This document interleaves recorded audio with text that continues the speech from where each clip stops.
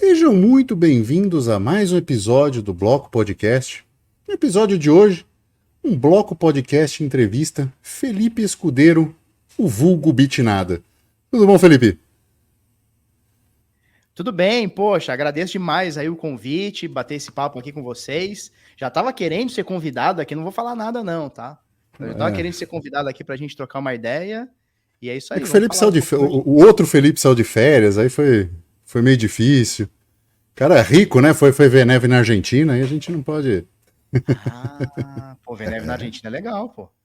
Mais É, legal ainda é se conseguir ver neve na Argentina, pagando lá pros hermanos em Bitcoin. Ou em outra cripto, por que não também, né?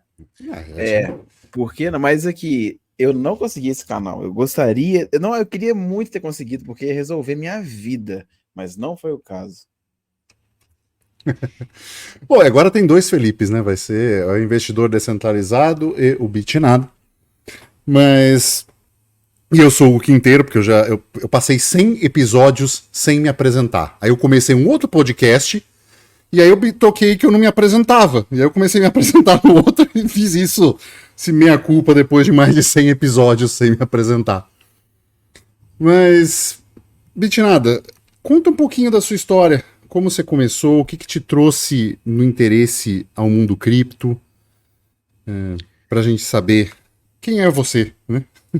Legal. Então eu sou o Felipe Escudeiro, né? O carinha que faz um monte de palhaçada lá no canal Bitnada.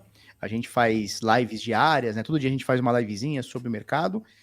Eu não sou o cara, apesar de eu me considerar um cara maximalista de Bitcoin, ou seja, a minha visão é que eu quero fazer tudo na minha vida para poder ter mais Bitcoins.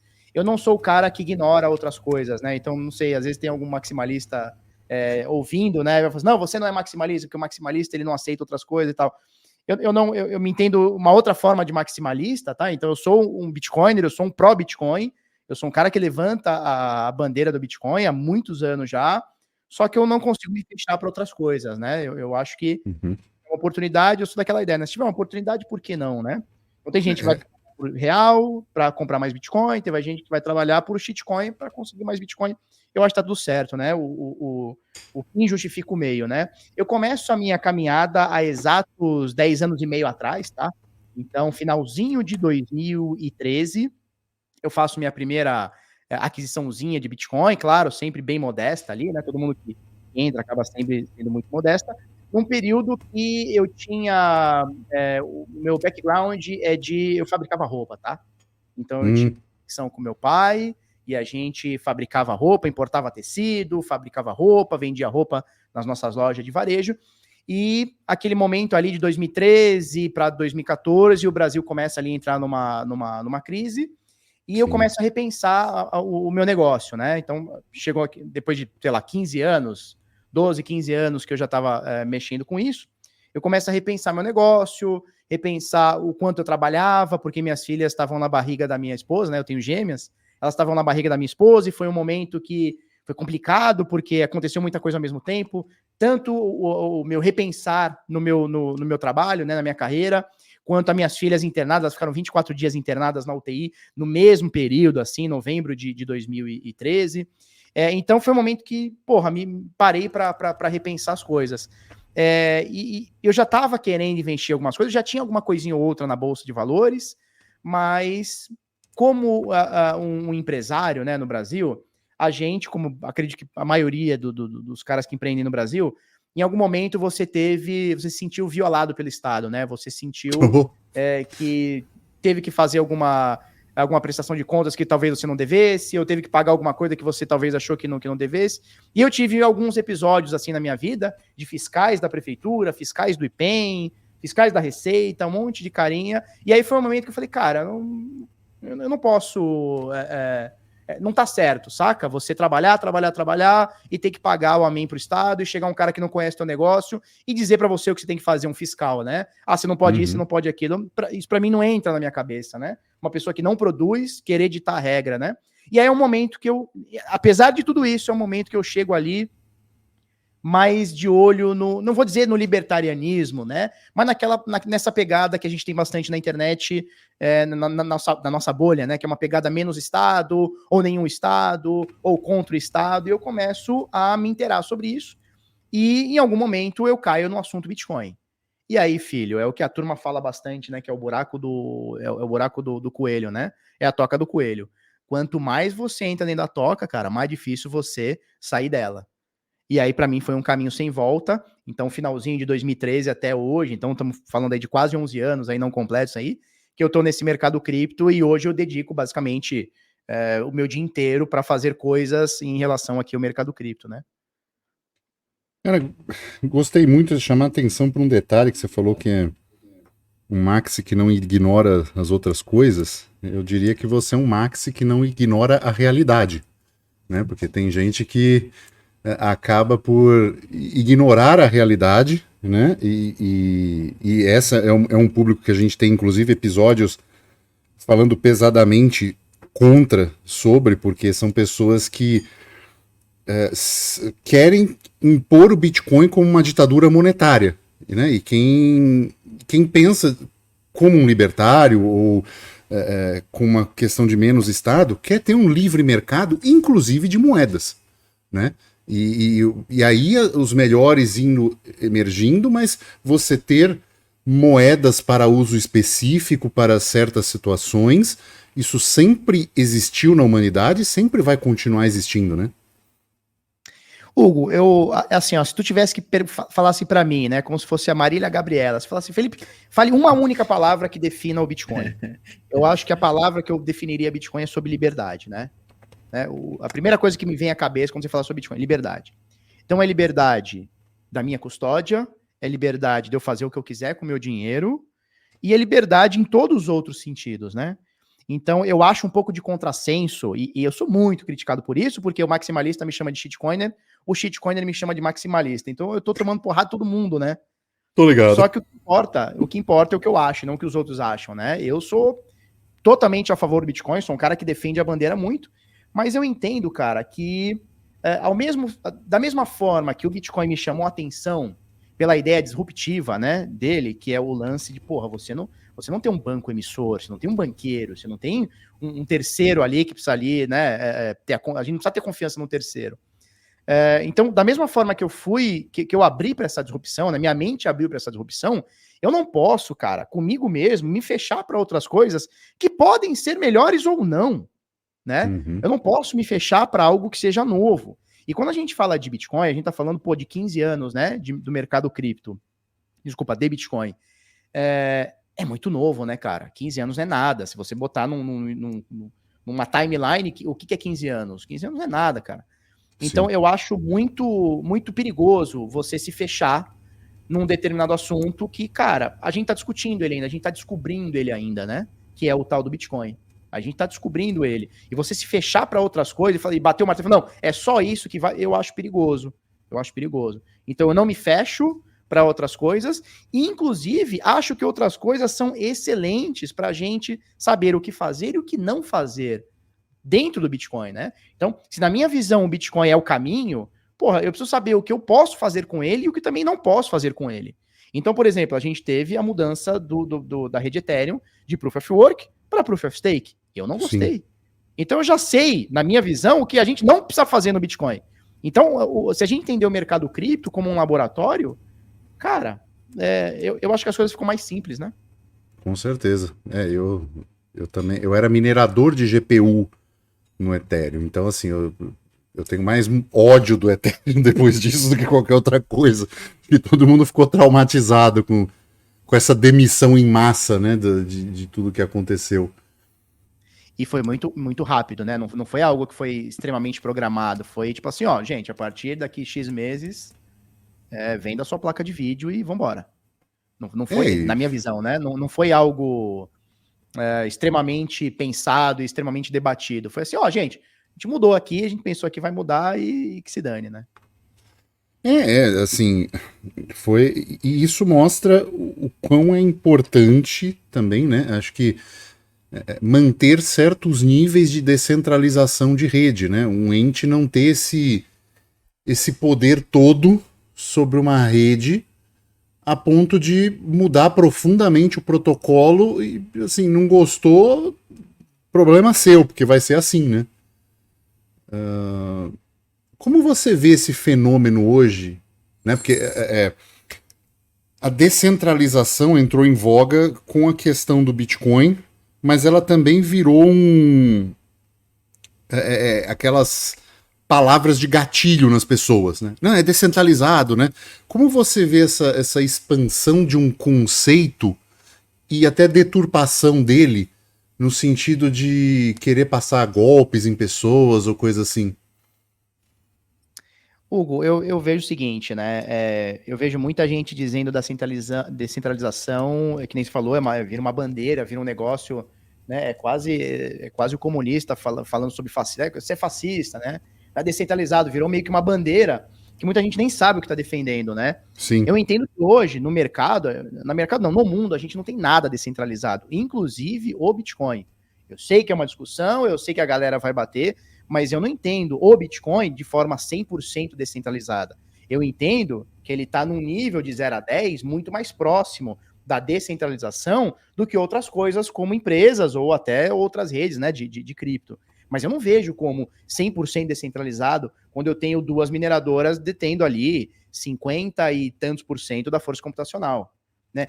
Mas as pessoas, essa força computacional do minerador, ela é alocada através das pessoas, elas são pools, mas elas estão seguindo o OFAC Compliance, já temos dados disso, né? Que algumas mineradoras já estão seguindo a cartilha da OFAC.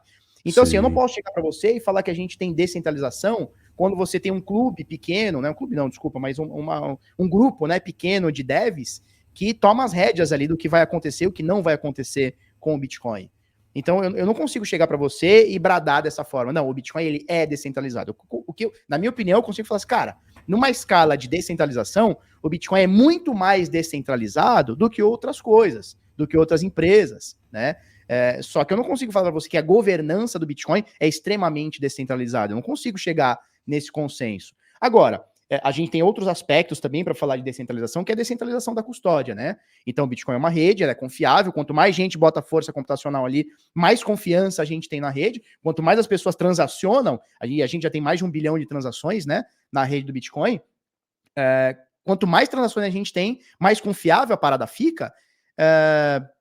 Eu consigo olhar e falar assim, cara, é uma rede que dessa forma, pela confiança, a gente tem a descentralização da custódia, a descentralização da informação, a distribuição da informação.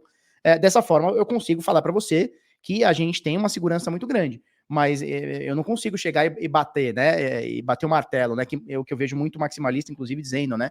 Não, é descentralizado ou não é? Cara, eu acho que tem espectros ali, né? Tem níveis ali. Essa é a minha visão. A gente fez aulas, textos, podcasts, tudo isso mostrando de forma embasada, por A mais B, com inúmeros tópicos, por que a descentralização é um espectro, né? Igual o que você colocou. A gente tem o Bitcoin para um dos mais descentralizados, porém tem pontos nele, foi o que você falou, de pools, por exemplo, que geram essa discussão acerca do não ser tanto descentralizado. Mas esse pessoal não pensa com a cabeça, então eles não aceitam fatos. Enfim, cara, deixa eu te perguntar, você trouxe dois aspectos que eu achei interessantes. Primeiro, você falou lá no início que quando você começou, você tinha um pouco de alocação em bolsa, vou usar essa informação. E, segundamente, você falou também, né, desse pessoal aí da cachorrada do Estado dando pitaco nas suas coisas, o que é muito comum hoje em dia, infelizmente. E a minha pergunta é o seguinte: como que você hoje avalia um investimento natural aqui no Brasil? Por exemplo, bolsa de valores, tesouro direto, essas coisas do tipo. Seu ponto de vista. Legal, Xará. Eu acho o seguinte, eu acho que... Lembra que a gente falou sobre liberdade? Eu sou o cara da liberdade, cara. Desde que você não me machuque, não machuque outras pessoas, você faz o que você quiser com o seu dinheiro. Eu entendo que quando você investe no Tesouro Direto, e os Tesouros Diretos no Brasil e principalmente no mundo, né, são títulos de países melhores, né? Vamos falar de países mais desenvolvidos e tal. São títulos mais seguros, né? De outra forma, quando você investe no Tesouro americano ou aqui no Tesouro Direto aqui brasileiro, você está financiando o governo, né? E eu não vou cravar aqui que eu sou um libertário, nem gosto desses termos assim, mas eu olhando e vendo como o Estado é nocivo, né? Como ele causa dano nas pessoas, Eu não consigo hoje chegar para você e falar assim, cara, é legal você investir no Tesouro Direto. Por quê? Porque investir no Tesouro Direto significa pegar dinheiro das pessoas e colocar para financiar o governo, para triturar as pessoas, né? Então, eu tenho minhas ressalvas, mas eu sou aquele cara, eu jamais vou chegar para você e falar, Felipe, você não pode investir no Estado porque isso, por aquilo. Não faz o menor sentido, né? Agora, quando a gente fala de empresas, né, então Bolsa de Valores, hoje eu não tenho mais nada em Bolsa, tá? Por opção, não tem nada a ver que a Bolsa tá subindo ou caindo, é porque eu entendo que o meu dinheiro tá muito mais resguardado, reservado e muito bem custodiado numa blockchain do que numa CBLC, né, numa Companhia Brasileira de Liquidação e Custódia, numa B3, ou dentro de um dinheiro numa corretora tradicional, ou até no mercado cripto, por que não? Eu entendo que o meu dinheiro fica bem comigo e não com outras pessoas, né? Mas eu não vejo problema nenhum você investir numa ação, não vejo problema nenhum. O que eu não gosto é quando o cara...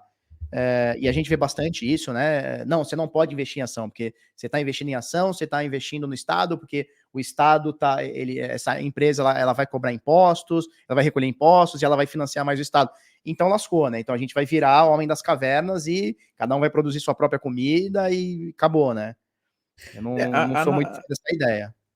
A narrativa desse pessoal ela é muito espalhafatosa, né? Mas ela não pensa muito com bom senso. Realmente, eu acho assim, Tesouro Direto não faz tanto sentido, porque além de você financiar o Estado, a gente já trouxe aqui também em outros episódios a grande questão de que, por exemplo, Tesouro IPCA. Pô, você vai confiar no IPCA que está sendo divulgado pelo IBGE? É um questionamento, tá? Eu não vou falar que é verdade ou não, é apenas um questionamento. A mesma coisa vale para Tesouro Selic. Você vai confiar na Selic que o governo, tá uma baita discussão aí de baixar a Selic na canetada. Aí você vai ficar recebendo rendimento baseado na Selic baixada em canetada? É outra coisa, né? E realmente não tem como. A empresa da Bolsa de Valores, você pode investir caso você creia na empresa, pô, maravilha. Só que todo mundo paga imposto, cara. Você foi no mercado, você tá pagando imposto. E aí, como que você vai... acho que assim, subverter isso, a gente entra para o outro lado que, né, a gente estava falando, que é a questão de você transacionar as coisas com criptoativo. Foi o que você falou lá da Argentina e tudo mais. A grande questão é, você acha que a gente consegue colocar uma economia onde a gente vai transacionar esses criptoativos assim a ponto de realmente subverter essa parada toda? Porque, tipo assim, eu advogo a favor disso, mas eu não tô vendo tanta adesão ainda. É verdade, eu também não vejo tanta adesão, apesar de ser uma coisa que a gente, sei lá, eu batalho bastante para isso, né? É uma coisa que eu gostaria de ver bastante, mas e também é muito, muito fácil de entender por que as pessoas não querem transacionar com cripto, né? Porque a maioria das pessoas, e eu não vou me desincluir disso, não, tá, Felipe?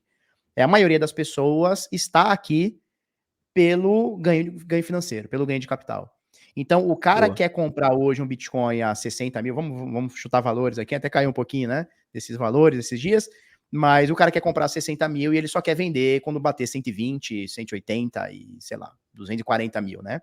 Então, dessa forma, o cara pensa o seguinte, pô, mas a minha ideia é só vender quando o Bitcoin tiver 120. Se eu estiver vendendo uma fraçãozinha dele agora para pagar uma conta, pô, eu tô deixando de pegar uma valorização no futuro. Então, eu prefiro gastar o real, que é uma shitcoin. Cara, faz bastante sentido quando a gente pensa em valorização. Mas a gente tem que entender também, cara, que quanto mais as pessoas utilizarem como câmbio, como meio de troca, como unidade de conta, etc., quanto mais as pessoas utilizarem, maior adesão a gente vai ter. Então, eu acho que porra, acaba sendo aquela brincadeira do montinho montão, né? Então, pô, vai ter meia dúzia de cara, como eu gosto, não sei vocês, mas eu gosto de pagar as coisas em cripto, porque também tem um cripto lá de trás, então já tem, né, então eu consigo ter um capital com uma valorização legal, que hoje também me permite pagar uma continha com cripto, e isso vai incentivando que pessoas recebam e paguem com cripto, né? E a gente começa a ter uma economia circulante. Eu vou ser muito sincero, quando eu entrei quase 11 anos atrás no mercado, eu achei que hoje, né, pensando, sei lá, cara, 10 anos para frente, eu acho que a gente vai ter uma economia circulante mais forte. E a gente não tem. A gente não tem, eu não vejo isso. Mas, por outro lado, cara, eu sempre penso no carinha, né, do carinha lá das pizzas lá, né, o Laszlo, como é que é? Laszlo Hanieski, né? Sei lá como é que chama. Pô, eu vejo muita gente, principalmente a galera mais nova, não, esse cara perdeu dinheiro, kkk, ele trocou 10 mil reais, 10 mil bitcoins por uma pizza. Pô, a gente tem que entender que hoje o Bitcoin só tem valor porque aquele cara lá atrás quis fazer isso, né? Exato. A gente fala Então, isso. pô, Diga. não, pode falar, já concluí. Ele calculou, né? Ele calculou quanto ele gastou em energia elétrica para minerar aqueles 10 mil bitcoins e, e pediu o preço que ele pagou na energia elétrica. Então ele já precificou de uma forma razoável para algo que não tinha valor. E as pessoas precisam entender que aquilo foi só meio de pagamento naquele momento, né? Não é.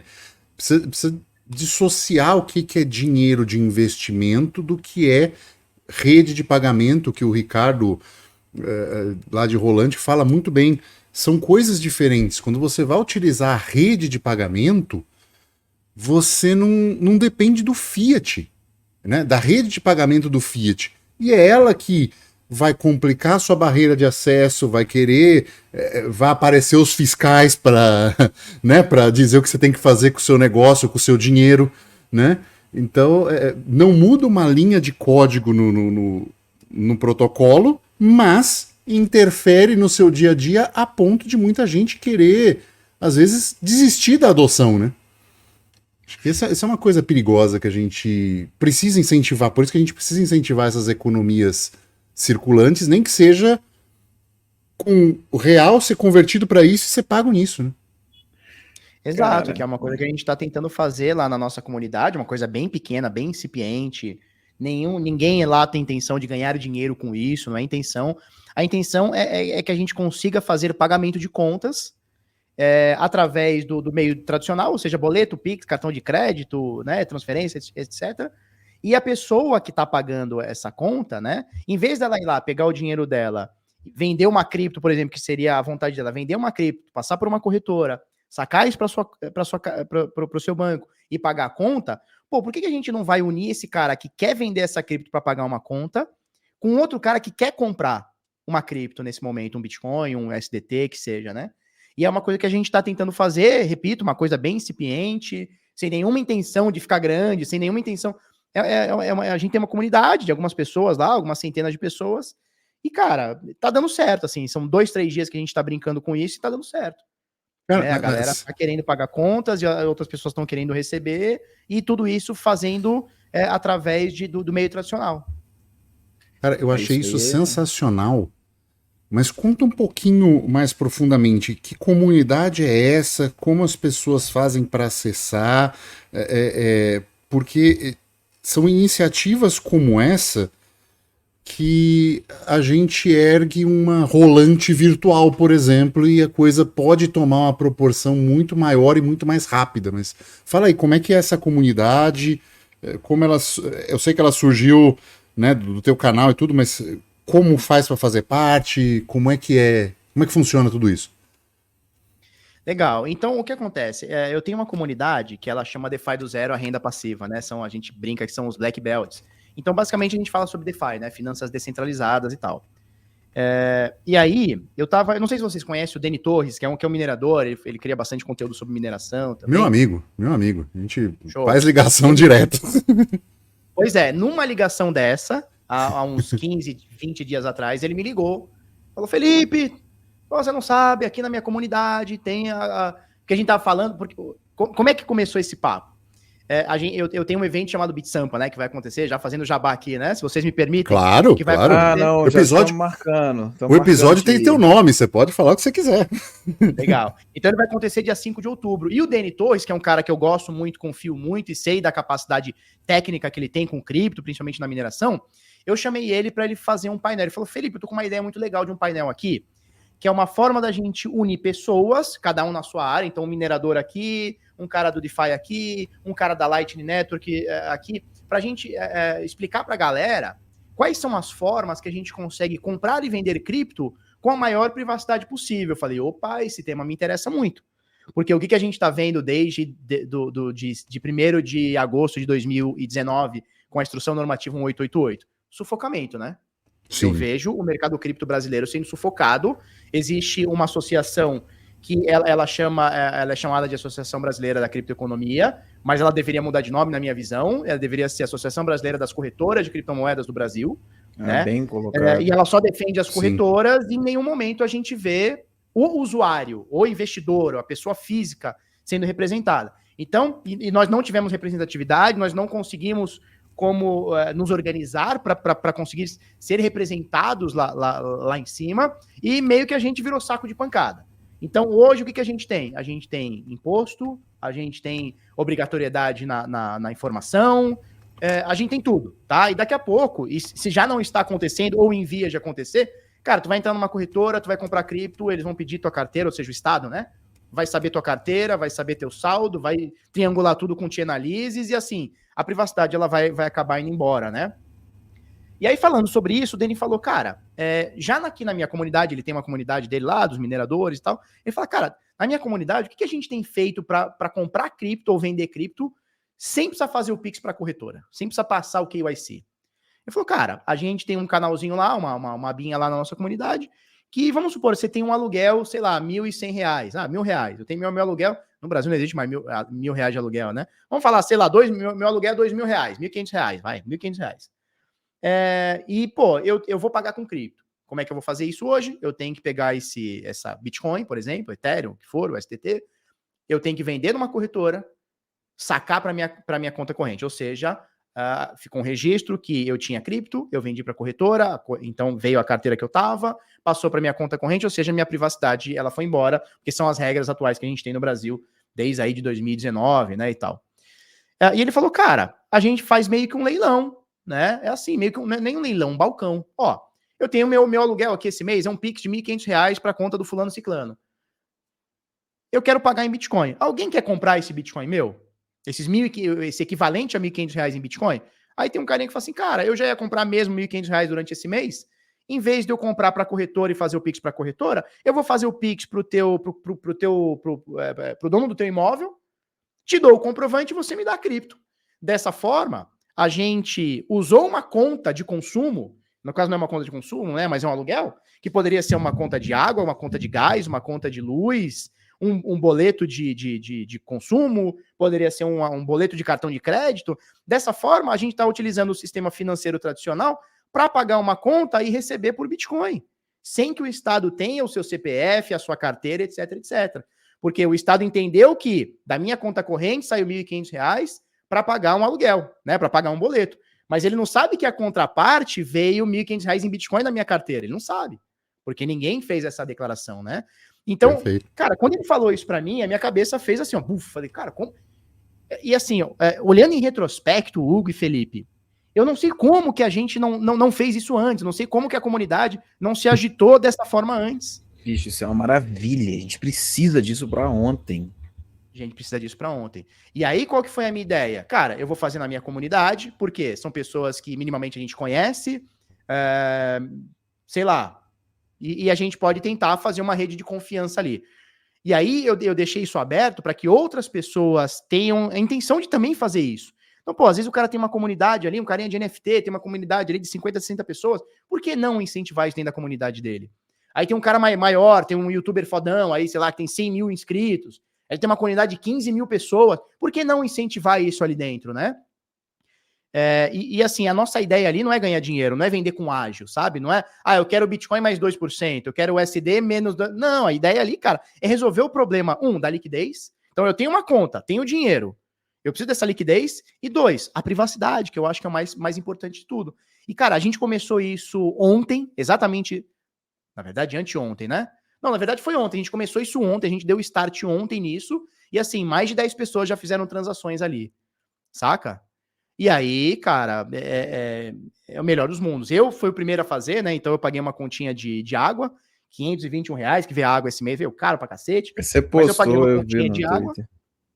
Eu paguei uma continha de água, só que eu não paguei. Eu dei aquele código digitável, um carinha da comunidade pagou aqueles 521 e eu paguei 93, era a cotação de dólar, eu paguei 93 USD para ele, na carteira dele, e resolveu o problema. Resolveu o meu problema, que era pagar aquela conta, resolveu o problema dele, que ele tinha ali cerca de $100 para comprar cripto.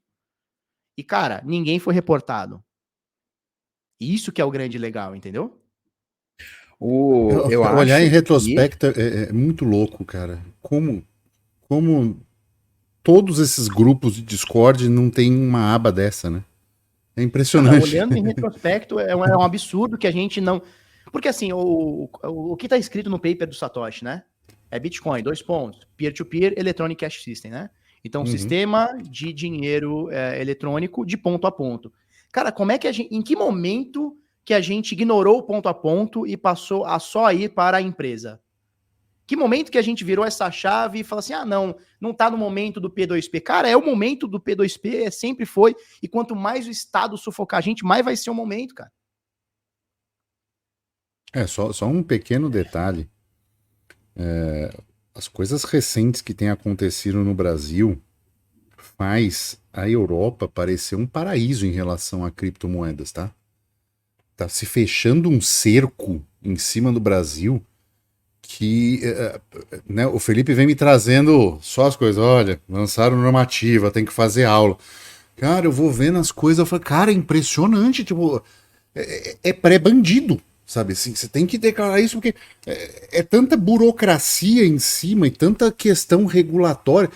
Bom, onde é que já se viu? Você compra uma hard wallet, você compra ela no Brasil, vem com a nota fiscal, compra, né, com a empresa do Felipe Escudeiro, chega na sua casa, a nota fiscal, os caras já tiveram um puta trampo para fazer isso, para validar Bluetooth, para um monte de burocraciazinhas, que a gente sabe o que é empreender, né? Chega na tua casa, você vai lá, liga ela no teu computador, tal, faz uma transação, tira da corretora, busca mais segurança, bota na sua hard wallet, pronto. Ela virou imediatamente uma coisa internacional, a criptomoeda.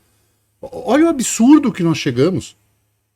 Cara, eu falo, tem que amar muito esse país para continuar nele, não é possível, cara. É um negócio absurdo. Cara, é muito complicado. E assim, a tendência é só piorar, cara. A tendência é só piorar. Eu vejo pelos rumos, né, que o lobby do clubinho aí, da Associação Brasileira tem feito. Eu não vejo nada em favor ao usuário, tá? Não vejo nada, não tem nada ali. A gente não tem, a gente tem zero representatividade, mas assim, é zero ao ponto da gente ser quase desprezado, né? Pelas próprias empresas que nos atendem, cara. Isso me choca de um jeito que eu não consigo. Não é à toa, né, Hugo? Não é à toa que a gente vê muitos brasileiros utilizando corretoras internacionais, né? Porque não entendem que as corretoras nacionais sejam o melhor dos caminhos, né? E, cara, vai ser uma briga de gato e rato para sempre, né? Então, por que o Bitcoin foi criado? Justamente para a gente ser... A gente é o rato, né? Então, o gato tá atrás da gente. A gente tem um caminho melhor, que é o Bitcoin. Dali a pouco, o Estado vem e prende a galera, né? Então, a gente viu aí vários caras aí das antigas do Bitcoin, né? Como o Charlie Sheen foi preso, entre outros caras lá na Bitline, sei lá, em 2011. Inclusive, Ross Ulbricht, né? Também preso porque negociavam de alguma forma, possibilitavam Bitcoin e tal, de alguma forma. Cara, vai ser uma briga de gato e rato. E eu acho que da mesma forma que a gente tem o Brasil, tendo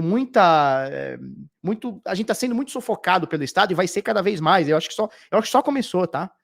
A gente também tem um negócio, cara, que eu acho que ninguém no mundo tem, que é o lance do jeitinho brasileiro, né? Então, esses lances da gente conseguir driblar, cara, eu acho que vão ser frequentes e vai ser meio que a história da vida do Bitcoin, sabe? Eu acho que vai ser a história da vida da cripto. É o Estado tentando pegar e você arrumando formas de ficar mais anônimo, mais descentralizado, mais distribuído e, sei lá, mais anônimo. Eu acho que vai ser essa pegada sempre. Cara, isso gera uma baita de uma demanda, porque assim, a gente, eu e o Hugo, a gente criou também Discord, curso, comunidade, etc, né? Claro que ainda pequena, mas essa demanda por privacidade, por transacionar desse daquela forma, como é que eu faço para fugir desse daquele imposto?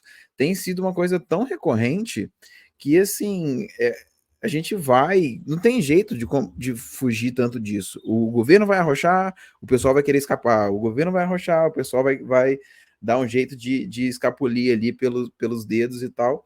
E vai meio que ser isso, até eventualmente o pessoal entender, na minha opinião, que a transacionar, né, quando a gente começar a movimentar tudo em cripto, cara, você vai ter uma liberdade de um tamanho, porque, cara, pensa comigo, se, sei lá, metade das contas da sua empresa, 1/3 das contas da sua empresa fossem recebidos em cripto, numa conta que não tem seu CPF nem seu CNPJ, Afeta ou não afeta o seu faturamento? Afeta ou não afeta seu imposto? Pergunta ao seu contador.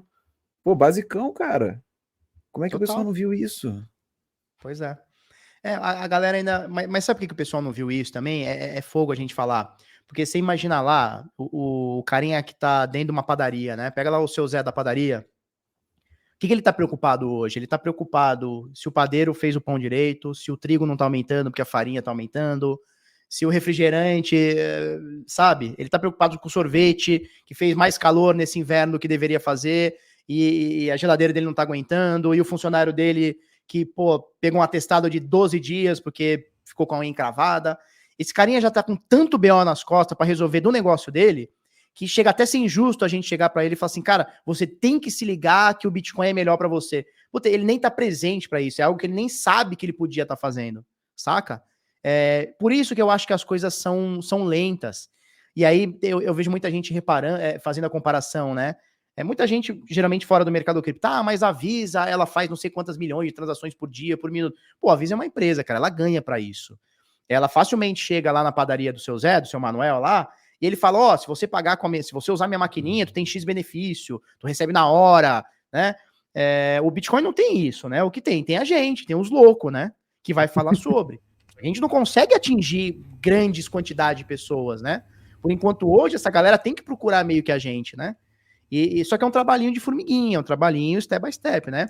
O Hugo citou lá o Rolante, né? Cara, Rolante tá acontecendo uma economia circulante que eu acho que não existe no mundo algo parecido. Eu tive lá exatamente um ano atrás, um ano e um mês atrás, em junho do ano passado, maio para junho do ano passado, e, cara, eu fiz tudo, eu fiquei um dia na cidade, eu fui pra Gramado, Canela e tal, e passei um dia na cidade. Cara, a gente tomou café pagando em Bitcoin, a gente foi numa pousada pagando em Bitcoin, a gente tomou vinho pagando em Bitcoin, né? É tudo via Lightning, né? Lightning Network. E, cara, olha, e assim, esse carinha que eu paguei o vinho, ele falou, cara, eu vou pagar sei lá, o prestador de serviço, não vou lembrar quem que ele falou, mas o prestador de serviço será pago em Bitcoin.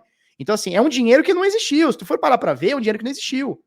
Porque eu paguei o vinho lá na vinícola dele em Bitcoin, ele vai pagar o carinha que presta serviço para ele de internet, sei lá o que, pagou em Bitcoin, esse carinha que recebeu, ele vai no mercado comprar em Bitcoin. Então, pro Estado, esse dinheiro não existiu. Só que para as pessoas resolveu o problema, né? Menos taxa, menos burocracia, menos informação e problema resolvido.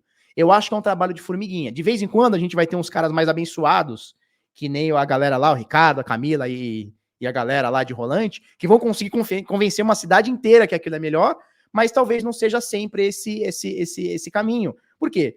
Porque, pô, talvez o Ricardo e a Camila lá, eles pegaram como bandeira fazer isso para a vida deles. Assim como eu acho que nós aqui, de alguma forma, né, tendo nossos trabalhos, eu acho que de alguma forma a gente acaba fazendo isso também, mas é passinho de formiguinha, né? É um passinho de formiguinha. Vai chegar um momento, cara, que isso vai ser muito popular. Se a gente vai estar vivo para ver isso, eu não sei. Mas eu acredito que em algum momento isso vai acontecer, cara. Mas só vai chegar lá porque pessoas, assim, os bobão igual a gente tá fazendo. Não tem jeito. Isso. Mas muita gente de fora. O meu pai olha pra mim e fala assim, não, Felipe, você é doido. Eu falo, pô, pai, eu sei, eu sou doido. Sabe? Tipo, sabe, o pessoal mas não Felipe, entende. hoje a percepção de doido que as pessoas têm de você é menor do que era anos atrás. Sim ou não? Você tem essa percepção? Fato. Porque assim, eu lembro quando eu falava de Bitcoin há 10 anos atrás, para amigos e familiares, pô, eu lembro que não faz nem tanto tempo, cara, deve fazer uns 6 anos. Eu falei para minha mãe, né, pô, meu Bitcoin e tal, não sei o que. Sabe o que ela respondeu para mim? Ela falou assim, Felipe, toma cuidado. Eu lembro que eu brinquei, né, eu sou da brincadeira, eu falei, mãe, toma cuidado porque ele morde. Porque na cabeça dela era algo sem estado, é algo, porra, é contra, é algo que, sabe, tá machucando alguém, sei lá, é coisa de ladrão, coisa de bandido. Então a percepção que eu tenho das pessoas sobre nós há anos atrás é, puta, esses são os doidão na internet. Ih, esses caras aí é tudo doido. Agora, com BlackRock, né, com ETF, essas coisas todas, país aceitando, El Salvador aceitando, né? Eu acho que a gente ficou um pouquinho menos doido na cabeça desses caras, né? Tem migrado para esse lado. E, cara, deixa eu te perguntar só uma outra parada. Você comentou, né, no caso do padeiro, da farinha, do trigo e tudo mais. A farinha e o trigo tá subindo. Porque eu acho que a farinha e o trigo, se eu não me engano, são cotados em dólar. O qual também tá disparando. E eu falo isso porque a gente gravou alguns episódios e tal, e estamos nessa discussão, porque todo dia eu mando um print do USD BRL para alguém. Gente, o negócio tá desandando e você não tá parando para ver o quanto que o real já morreu e, né, insiste em ficar nisso. Você acha, cara, que o real realmente já morreu, não morreu? Você acha que é válido eu ir para o USDT 100% Bitcoin? Que ideia dessas faz sentido para você? Ah, cara, eu acho que o dinheiro fiduciário, ele vai morrendo aos poucos, né?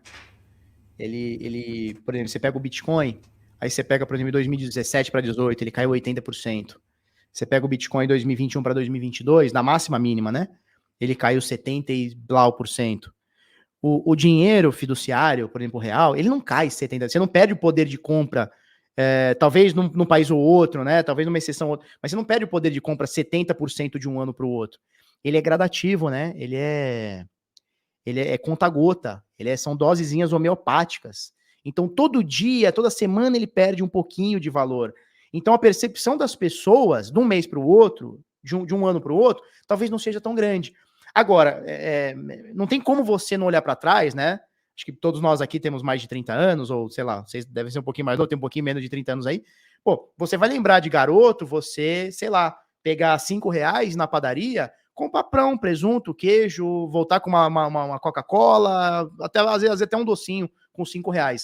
Irmão, hoje R$ 5, no máximo, você compra 5 pães franceses ali, né? Não tem muito que você comprar Nem hoje, fala. né? Não, Não tem, o dinheiro Cara, nosso vai perdendo valor. eu sou um pouquinho antes, né? Já passei dos 40. Eu lembro de levar cheque para comprar coisas na padaria, porque se você deixasse o dinheiro em casa, desvalorizava de um dia para o outro. Então você tinha que fazer ali na hora, que é para coisa, né? Então assim, a coisa foi pior, já muito pior no Brasil. É engraçado que como as pessoas esqueceram, né, cara? Em 3 décadas esqueceram.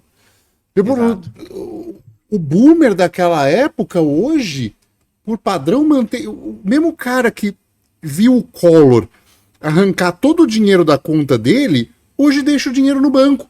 E acha que tá tudo bem, sabe? Não tem, agora tem lei que não deixa isso acontecer. Tem lei, entendi. Não, tem lei. Não, se tem lei, então tá de boa, tá suave. Tá tranquilo. A gente falou sobre isso, né? Eu lembro que eu tenho 37 anos, né? Então tô chegando ali nos 40. O meu pai fala muito da época ali da hiperinflação do Brasil. Ele dizia o seguinte, falou, cara, se o meu dia de receber era tipo dia 5, eu tinha que ir, as pessoas todas iam no supermercado no dia 5. Sim. Porque se ele deixasse para ir no dia 6 ou dia 7, ele comprava menos coisa, porque não é que a inflação era um pouquinho de um mês para o outro, era galopante diariamente. Então a primeira coisa que o cara pegava era comprar comida, porque senão se ele deixasse, hoje eu não tô legal para ir no supermercado, ele ia comprar menos coisa no dia seguinte, porque era galopante. E é o que o Hugo falou, cara, como é que a galera não lembra disso? Como é que a galera não tá ligada nisso, né? É um absurdo, cara, é um absurdo. Cara, você tinha mais funcionário, porque assim, não tinha código de barras na época eletrônico. Então, era um caixa que ficava anotando o valor numa calculadora. Os caras, você tinha menos gente no caixa e mais gente remarcando o preço. Porque todo dia o preço subia e precisava remarcar. Era uma insanidade, assim. E é isso que eu falo, as pessoas não lembram, sabe? Essa história não se passou adiante e hoje tá tudo bem, sabe? Tá tudo bem perder 10% num ano, porque é assim mesmo. E ninguém começou a se fazer a pergunta, que eu acho que é a pergunta que eventualmente todo bitcoinheiro se faz, por que diabos é dinheiro? Né? E aí quando você começa a se fazer essa pergunta, você vai ver o porquê do papel moeda, né? Então assim, meus pais se conheceram através de filatelia, né? Então de selos. E eu tinha um certo interesse nisso, mas também tinha interesse numa outra área que era numismática, que é moedas de países e tal. Por que as pessoas usam isso? Por que um vale mais que o outro? Como isso funciona, né? E aí você começa a ter um conceito de que nunca é ensinado em escolas, que é teoria monetária. E aí você começa a perceber. Você não acha que falta esse conteúdo educacional, assim, talvez fazendo até um meia-culpa, assim, pra gente mesmo começar a divulgar essas coisas, sabe? Às vezes, talvez voltar um pouco mais pro básico e falar, olha, o que é dinheiro? Sabe? Porque não é possível, as pessoas não estão percebendo. Eu acho que falta, assim, eu acho que essa educação ela precisa vir da base, né? O problema é que qual que é o incentivo do governante deixar as famílias mais inteligentes, né? Mais empoderadas e tal. Qual que é o incentivo? O governante, e não é só Brasil, é mundo, né? O governante ele não tem nenhum incentivo para deixar as pessoas mais inteligentes. Nenhum incentivo, porque se ele deixar as pessoas mais inteligentes, as pessoas não precisam mais de político, né? Se ele deixar o país mais seguro, as pessoas não precisam mais de político. Então, qual que é o interesse do político? É deixar sempre pior.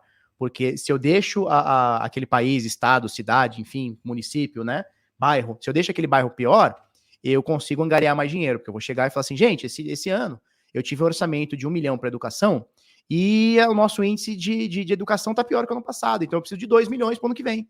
Aí ele vai pegar 2 milhões e fala, gente, nós caímos de novo, precisamos agora de 4 milhões. Então o governante, ele é incentivado a não ser uma pessoa que dá lucro, né? Uma pessoa que resolve as coisas. E se a gente entender esse conceito, a gente entende como que até hoje, no Brasil, e eu falo Brasil porque estamos aqui, né? Mas claro que isso abre para gigantesca maior parte dos países do mundo. Por que a gente não tem uma boa educação? Por que não se fala de dinheiro? Por que não se fala das coisas como deveriam ser, né? Porque para o político é melhor que a população continue burra, né? Ignorante e tudo mais. E aí o que acontece? O cara, para saber sobre dinheiro, ele vai ter que minimamente querer se informar sobre, porque isso não vai ter na faculdade, né? A não ser em faculdades específicas e tal. Mas não vai ter na escola, não vai ter na faculdade, não vai ter na televisão. E de vez em quando a gente vê uns programinhas aí falando conceitos de educação financeira. É uma coisa muito bobinha, né? Uma coisa muito básica, uma coisa muito, às vezes nem verdade, né? É um monte sei lá, de consenso, né? De senso comum e tal. Então é muito difícil, né? É muito difícil. Muito difícil. Como é que a gente muda isso, Hugo? Como é que a gente faz com que as pessoas se interessem mais pelo dinheiro se, porra, o que o cara quer no final da semana é namorar com a esposa dele, tomar uma cervejinha e comer uma pizza? Como é que a gente muda essa situação? É difícil, né, cara? Sem a pessoa querer, nem tem o que fazer, na verdade, né? Porque, Felipe, não é a questão da pessoa querer, ela nem tá presente que ela precisa entender sobre dinheiro. Sacou? Eu acho que o lance é antes. Ela não está presente que ela precisa ter uma alternativa ao real. Uma alternativa ao dólar, ou ao euro, ou ao peso, ou ao que for. Ela nem está presente para isso. Ela nasceu numa situação onde ela vai receber real para trabalhar e ela vai reclamar a vida inteira que ela recebe pouco e que não dá para comprar, no supermercado não dá para comprar as coisas, que o aluguel não para de aumentar. Ela nem está presente que ela tem que ter uma alternativa. E aí, cara, como é que você muda essa situação? É muito difícil, cara. Sinceramente, eu não sei como é que muda. Como é que a gente resolve esse problema, né? Essa realmente me deixou pensativo, porque é uma coisa que a pessoa não faz ideia do problema, logo não tem como perguntar sobre ele. E aí se torna o que parece ser um curso natural, só que não é natural, né? Porque a coisa toda já foi prontamente manipulada para que ele acredite que seja assim, né? Que a inflação seja um fenômeno natural, que acontece mesmo, né? Faz parte do crescimento econômico ter inflação. Olha o absurdo, cara, que a gente ouviu por um tempo e acreditou por um tempo, né? Assim. Sim. E Hugo, se você for parar pra ver, cara, o cara que tem a menor escolaridade, o cara que tá mais, sabe, tá mais na linha de baixo e tal, cara, se você falar pra ele inflação, ele não faz nem ideia o que é, ele nem sabe, cara. Ele só sabe que, cara, o aluguel dele aumentou e por que aumentou? Por que eu pagava 1.000 ano passado e hoje tá 1.100? Sacou? Ele nem sabe o que é a inflação, qual que é o fenômeno, entendeu? Então, eu acho que o problema é anterior, cara. E é um ciclo. Como é que a gente resolve esse ciclo? Porque, assim, toda vez que eu tento falar, inclusive pra pessoa. Porque, assim, a gente tá falando talvez de um cara que não tem escolaridade, que tenha, sei lá, cara, um grau social mais baixo, e seja lá o que isso signifique. Porra, às vezes eu vou falar para amigos meus que são de classe média, ou às vezes até classe alta, sobre cripto, sobre inflação, o cara fala, para com esse negócio, cara, esse negócio de dinheirinho aí, que tem dinheirinho de internet aí, não, cara. Meu negócio é real, meu negócio é dólar. Cara, às vezes o cara tem grana e nem tá presente para esse problema. Então, sabe o que eu acho, Hugo? Eu acho que é uma frase que o Bitcoiner fala muito, né? Os maximalistas falam muito essa frase, e é uma das poucas coisas que eu concordo com os maximalistas, que é o seguinte, cara. Cada um vai pagar no preço do Bitcoin o preço que merece, né? Cada um vai pagar no Bitcoin o preço que merece. Infelizmente, é uma corrida dos ratos que não tem muito que fugir. A gente só consegue fugir dessa corrida dos ratos se a gente conseguir, de uma forma global, conseguir que a maioria das pessoas aceitem Bitcoin, utilizem Bitcoin, estejam presentes para o que é o Bitcoin ou criptomoedas, né? E é algo demorado e lento e difícil. É nessas horas que eu me vejo na analogia da Matrix, sabe? Tem muita gente lá nas máquinas plugado no negócio sem nem saber o que está acontecendo, né? Assim, defendendo esse sistema. Né? E a gente tá olhando isso de fora e fala, cara, mas tá tão óbvio, né? E é difícil. O fato é que a gente está numa situação difícil. E te digo, realmente o que você está dizendo faz todo sentido. Não é um problema de condição social, nem muito menos de escolaridade, porque você vem aqui para a Europa, o pensamento é esse. Porque o euro vale mais que o dólar, então tá tudo bem, entendeu? Então nós temos um poder né, monetário melhor, nós temos um dinheiro melhor e é isso aí. E aí tem que subir o salário mínimo, entendeu? É essa a mentalidade. Porque o salário mínimo não tá pagando mais as coisas que pagava antigamente. E o problema é porque o empresário não quer pagar, entendeu? É isso. É esse pensamento que a gente tem num lugar que teoricamente serve de exemplo cultural para boa parte do mundo. Então, se isso acontece aí no Brasil, acontece aqui, acontece nos Estados Unidos também, que eu sei, tenho amigos lá. Então, a gente tira, né, a gente é obrigado a falar assim, então a educação não é ruim sem querer. Ela é assim proposital para formar pessoas assim, né? Então a gente tá nesse ponto. Eu não tenho dúvida, cara. Eu não tenho dúvida que a educação é assim proposital. Por exemplo, eu falei para vocês no início aqui, eu tenho 2 filhas gêmeas, né? Então, ambas têm, obviamente, são gêmeas, né? Elas têm 9 anos, vão fazer 10 anos agora, finalzinho do ano, inclusive dia 31 de outubro, né? Então, na minha vida as coisas até acontecem, né? Para quem não tá ligado, dia 31 de outubro é o dia que o Satoshi, em 2008, ele lança o paper, né? Do white paper do Bitcoin. E minhas filhas nasceram anos depois, dia 31 de outubro de 2014, né? E eu vejo, cara, que a educação, ela é um negócio que é uma máquina de triturar, cara. Porque, por exemplo, eu tenho 2 filhas que têm a mesma base de educação, a mesma base religiosa, a mesma base escolar, na mesma escola, na mesma casa, nascidas exatamente no mesmo dia, que gostam de coisas completamente diferentes, né? Então, por exemplo, eu tenho uma filha que tem um tato muito bom pro inglês, ela é extremamente... Cara, a menina é um gênio do inglês, parece até que, nasceu com um chip implantado, né? Ela fala tudo de inglês e, assim, só na escola, nunca foi... Na verdade, já foi para umas aulas particulares de inglês, mas não conseguiu aprender lá por alguns motivos. E eu tenho uma outra filha que é 0 do inglês, assim, ao ponto de quase ficar de recuperação. Já essa, que não é 0 no inglês, ela é extremamente boa em português e matemática. E, cara, por que nós estamos dando o mesmo ensino para uma pessoa que talvez no final das contas não vai querer aprender matemática e português? Por que nós estamos fazendo o mesmo peso de ensino para essas 2 pessoas igual, sendo que uma tem habilidades para o inglês, ou história, ou geografia, ou artes, ou o que quer que seja, e outra pessoa tem habilidade para outras coisas? Por que a gente está pegando a mesma base e jogando e nivelando todo mundo por baixo? Então, eu não sei, eu não sou especialista em educação, quem sou eu, cara? Mas eu vejo isso de forma empírica com as minhas filhas, saca? Não, cara, isso é... É a mesma coisa que a nossa educação rolou. Elas provavelmente devem estar aprendendo as mesmas coisas que na idade minha eu aprendi, Sim. Na sua idade você aprendeu. Sim. E, que cara, não serve pra nada. Não serve pra nada, na maioria das vezes não serve pra nada, cara. Sim, assim, eu venho da área da educação, eu sei o quanto isso é aparelhado, não te deixam... Tem até um outro podcast do fitness que eu simplesmente estou fazendo sessões catárticas com a minha esposa, que é médica na área esportiva, e nós estamos simplesmente assim, cara, a formação é ruim por causa disso, disso, não te deixam fazer tal coisa, né? O professor é um mero obstáculo e burocracia no meio daquele processo de compra de diploma, né? É uma compra de diploma parcelada. Então é uma burocracia, porque você precisa daquilo para exercer sua profissão. Então a educação ela está muito bem controlada, assim como eu vejo a energia elétrica estando muito bem controlada por estados, assim, são coisas que me preocupam. E vai ser assim. Então a gente tem mudar, canais alternativos, né? A gente não vai mudar, não vai mudar. Esse é o fato. Uma coisa, eu não sei se vocês têm essa percepção, mas, por exemplo, meus pais, a minha mãe é formada, meu pai não.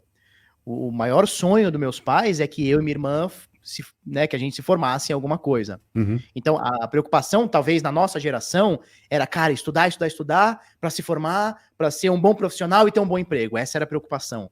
Sim. A preocupação hoje, ela já mudou. O se formar, o ter o diploma, claro, vão ter as áreas que são específicas, você precisa do diploma, um engenheiro, um médico, entre outras coisas. Mas, por exemplo, um historiador, será que ele precisa ter o diploma de história para ser um historiador, para entender de história, para estudar história, para trabalhar na área?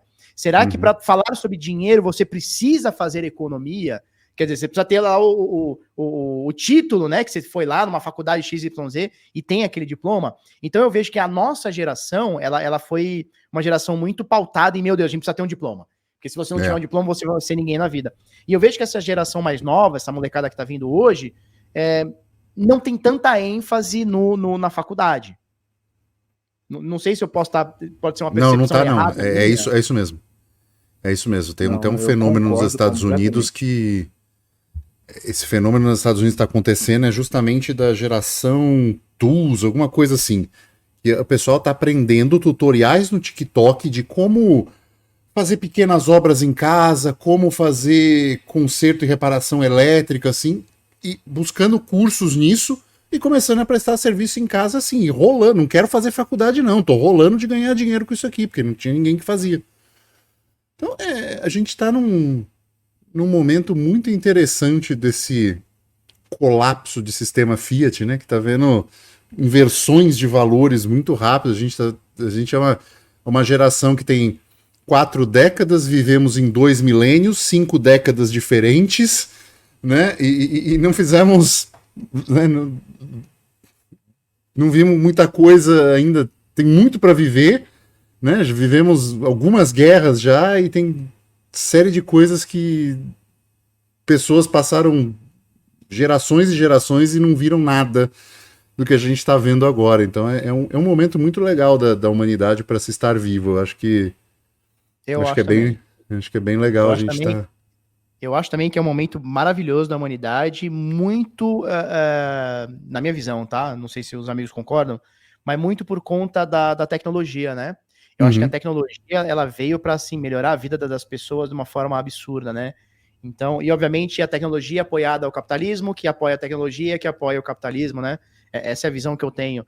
Então, assim, pô, você tá em Portugal, o Felipe eu não sei onde tá, acho que é Brasil, eu tô aqui no estado de São Paulo, cara, e a gente tá fazendo uma videoconferência aqui, uma audioconferência, né, que a galera tá escutando. Cara, que isso não tinha como a gente fazer um debate desse, para falar, inclusive, contra o Estado ou contra uma mídia, que seja, 10 anos atrás, 20 anos atrás. Não tinha como. Como é que nossos pais fariam alguma coisa? Não existia. Era no máximo um telefonema de uma pessoa para outra, né? Então, pô, você tem o chat, você tem aplicativos, você tem redes descentralizadas para fazer isso, você tem redes capitalistas para poder expor ali sua opinião e formar ideias contra as pessoas. E aí, a partir disso, você tem a medicina salvando cada vez mais vida, a expectativa de vida das pessoas cada vez melhor. É claro que, mas o TikTok trouxe muita doença, muita depressão, muita ansiedade. Claro, são as dores, né, do crescimento, mas se a gente for parar para ver, sei lá, a gente vive muito melhor hoje do que alguém da nossa idade 100 anos atrás. Eu não tenho a menor dúvida disso. A gente vive muito melhor. A gente vive melhor hoje do que o rei Luís XIV viveu, que ele não tinha banho quente. Pois nem é. celular com todas Hoje as a respostas. gigantesca maior parte das pessoas tem um chuveiro quente, um chuveiro elétrico, né? O a gás para tomar um banho no Brasil, né? Exatamente. Pois é. Isso melhora a Bom, qualidade de vida das pessoas, né? Escudeiro, meu amigo, nós estamos chegando ao final e agora é a hora que seu xará traz uma notícia da semana pra gente fazer algum comentário e Pô, geralmente é uma cara. notícia que tende ao absurdo, algo bizarro que o mundo Fiat produz. Não, olha só, a notícia de hoje ela não tende ao absurdo, ela só, nada mais é, ela tangencia o que a gente falou aqui e ela mostra a realidade do Brasil. Se a realidade do Brasil é absurda, o que eu posso fazer?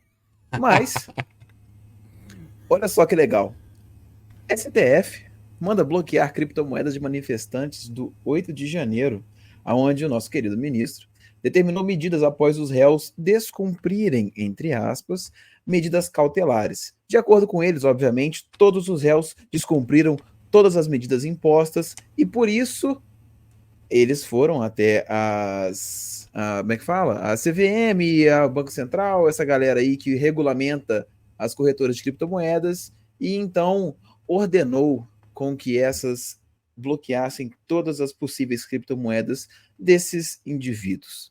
Ponto final. Essa é a notícia. Se você achou ela muito... como é que fala? Você falou a palavra aí, Hugo. Já até perdi a porra da palavra. Sensacionalista, enfim. Não, é a realidade. É a realidade de onde a gente mora. Tudo bem, o Hugo, ele é rico, mora na Europa, mas a gente que mora aqui no Brasil, é a nossa vida. A grande questão, assim, 2 detalhes. Primeira coisa, o bloqueio, ele vai atingir, obviamente, pelo menos de início, né, apenas as corretoras brasileiras e, mais uma vez, mostrando que o governo, a insegurança jurídica e o compliance da nossa Associação Brasileira de Criptomoedas, na verdade, a nossa Associação Brasileira de Corretoras de Criptomoedas, vai fazer o quê? Entregar. É óbvio, fazendo com que as pessoas pensem mais uma vez antes de utilizar uma corretora nacional. Já falamos isso aqui inúmeras vezes. E também, se você não sabe, estude autocustódia. Tenho certeza que o Felipe tem ótimas referências do que você pode utilizar para fazer isso, né? Caraca, hein? Cara, eu tenho um advogado, né, que é amigo meu, e ele, inclusive, advoga para causas e pessoas do mercado cripto e tudo mais. Ele fala uma frase que é uma frase que que me marca muito, assim, né? Por quê? Porque ele é um cara que até é simpático a criptomoedas, mas ele vem do mundo tradicional, ele vem do mundo jurídico, inclusive, que é um mundo muito pautado em leis, em regras e escritas, né? Aqueles papeizinhos que as pessoas carimbam um selo holográfico e tal. E ele fala uma coisa que é muito verdade. Olha a visão que ele tem. Ele fala o seguinte: a força do Bitcoin é a nossa maior fraqueza, né? Quando ele diz nossa, ele está dizendo nele como advogado, né? Então, por exemplo, ele tem casos de, sei lá, bandidos e golpistas que roubaram cripto e ele sabe onde está essa cripto, ou seja, já fez uma análise forense ali, já viu que está em determinada carteira, que tá em determinado lugar, né? Mas ele sabe que está lá, ele fala para o juiz, a cripto que esse maluco roubou está naquela carteira, só que é a maior fraqueza, né? A força do Bitcoin é a maior fraqueza. Por quê? Porque você sabe que está lá, mas você não pode fazer nada, né? E esse pedido, né, do Supremo aí para bloquear criptomoedas das pessoas, a gente ri, porque a gente sabe como é que funciona a autocustódia, que eu acho que é o maior bem que Satoshi Nakamoto trouxe para a gente.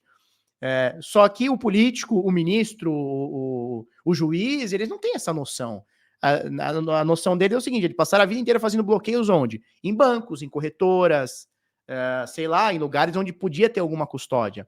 Então, na cabeça dele, o Bitcoin está no Bradesco, o Bitcoin está no Itaú, o Bitcoin está no mercado Bitcoin, está na Binance. Vamos lá, dar uma canetada e recuperar esse ativo, como a gente fez nos últimos milhares de anos. Vamos confiscar. E pra gente é engraçado, né? Porque, assim, é claro que pode ter um cara ou outro que tenha cripto numa corretora ou numa agência de custódia, num ETF, num produto cripto, mas a maioria das pessoas tem cripto, eu entendo dessa forma, né? Tem ou deveriam ter uma carteirinha onde você tem ali tua seed, né? Onde você tem tua própria chave privada. Então, ao mesmo tempo que pra gente é engraçado esse tipo de coisa, beira o ridículo, beira o absurdo, né? Uma notícia dessa, eu vi ela hoje também. Ele mostra muito como o sistema tradicional funciona, né?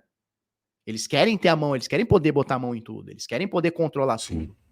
E aí, quando você dá uma canetada e fala assim, olha, confisca o dinheiro ali do Felipe Escudeiro, né? O Bitcoin do Felipe Escudeiro. E aí chega o promotor e fala assim, então, até tentei confiscar, cara, mas carteira dele eu não consigo pegar a senha. Essa galera morde a testa, cara. Essa galera fica louca. Como assim? A gente sabe onde tá o dinheiro, a gente não consegue pegar? Como assim, cara? Né? Então, assim, não tem nada que o político goste menos do que perda de poder. E ele entende que o dinheiro é poder, e se ele não põe a mão no teu dinheiro, ele não tem tanto poder assim como ele achou que tinha. Então é engraçado e ao mesmo tempo denota aí como esses caras pensam, né? Cara, me veio uma frase na cabeça de um youtuber das antigas, assim, tipo da época Ronald Rios, PC Siqueira, assim, essa galera começando. O cara chamava Milho Wonka, não sei se vocês já ouviram falar. Ele sempre terminava os vídeos com uma frase. Ele falava assim: não era pra ser engraçado, mas quem manda a vida ser uma comédia? E é um pouco disso, sabe? A gente tá num ponto onde juízes viraram Deus, e eu posso falar isso daqui porque eu tenho. Porque aqui ainda há alguma liberdade de expressão, né? E é isso, a gente chegou num ponto em que a coisa perdeu completamente a proporcionalidade do que é o ato e do que é a resposta legal a este ato específico. E as pessoas estão acompanhando incrédulas e inocentes, e algumas até fomentando esse debate, né? Enfim, olha o que estão fazendo e não sei o que e tal, mas aí quando eu votar no outro fulano que vai entrar lá, aí a coisa vai mudar, e não vai mudar, né? Nessas coisas eu concordo muito com uma frase do Amoedo, que precisa entrar na cabeça das pessoas: a salvação é individual, salvação patrimonial é individual, então vai ser cada um, aqueles que entenderem o poder da autocustódia, o poder de virar, né, de a gente, há 7 anos atrás, a gente tinha um youtuber abrindo um vídeo dizendo assim: quero ver aplicar uma multa nos meus bitcoins, né? A gente precisa resgatar um pouco esse ethos, né? E para isso a gente precisa reforçar conceitos de autocustódia, mostrar isso para as pessoas e chegar aonde a gente está mostrando e falando, né, em uma palavra: a liberdade, como você muito bem disse lá no começo. Mas, Felipe Escudeiro, né, que agora a gente tem 2 Felipes nesse episódio, quero agradecer muito pelo teu tempo. Na descrição aqui vai estar o teu Twitter e YouTube, canal. Quer deixar mais algum outro contato, alguma outra coisa, site, enfim? Não, só quero agradecer, né? O pessoal me acha, meu conteúdo geralmente é mais ali no YouTube. Até posto algumas gracinhas ali no Twitter, mas o meu forte mais ali é mais o conteúdo em vídeo. Eu sou preguiçoso, né? Então é mais fácil para mim ligar uma câmera e falar besteira do que ficar digitando besteira e corrigindo a besteira e tal. Então é isso, agradeço demais aí o convite de vocês. É muito legal participar com vocês. É muito bom sempre bater um papo sobre cripto, um pouco fora da bolha, né? Um pouco fora da nossa bolha, aqueles assuntos sempre muito batidos, aquela certeza sempre muito, né, muito certeiras, né, sempre aquele joguinho de comadre, e trocar uma ideia sobre, de fato, o que a gente acha do mercado, né, fora do mercado também e tudo mais. Então, agradeço demais vocês, e quem sabe aí numa próxima aí vocês me convidam, eu venho de novo, hein? Opa, certamente. Se tiver qualquer coisa aí, só chamar também. Agora você tem o contato nosso e falar: ó, quero falar de tal coisa, pode chamar. A gente também saiba que tem um espaço aberto aqui. E pedindo a nossa audiência, chegou até aqui, deixe um comentário, deixe um joinha, ou 5 estrelas se tiver no Spotify ou em outra plataforma de podcast, para ajudar a gente na divulgação, tá bom? E é isso. Ficamos por aqui e tchau.